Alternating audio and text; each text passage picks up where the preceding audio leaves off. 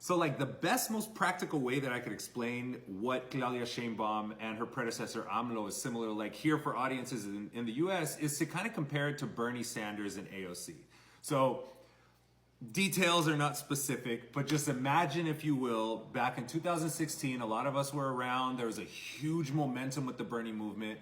He got an election stolen from him, basically. A presidency was stolen from him. It wasn't from a lack of support. So instead of sticking with the DNC, imagine, if you will, if Bernie jumped ship, said, fuck this, I'm out. Me and AOC are starting our own party. The wave of support that third party would have had, and get a second election stolen from him after that. And then the third election, you finally end up winning, right? So that's kind of a very similar thing. So he serves his 6 years, because in Mexico, the presidents don't do two terms. So imagine if Bernie did that. Imagine if AOC did that. The main difference with, I think, that comparison is that AMLO and Sheinbaum are way more about their shit and way more down for actual social reconstruction than kind of Bernie and AOC are. Because at the end of the day, they were still liberals.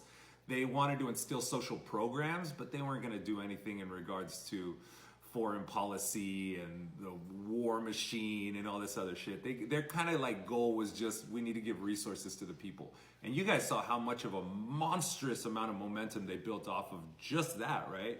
Whereas with AMLO and Sheinbaum, it's about a whole nation building program that is based on putting indigenous peoples first, putting poor people first, and kind of recuperating a lot of the lost social programs that Mexico had over previous generations of fights and battles, right? So there are a lot of differences. AMLO and Claudia are beyond anything that we could have ever hoped or imagined that Bernie and AOC could have been.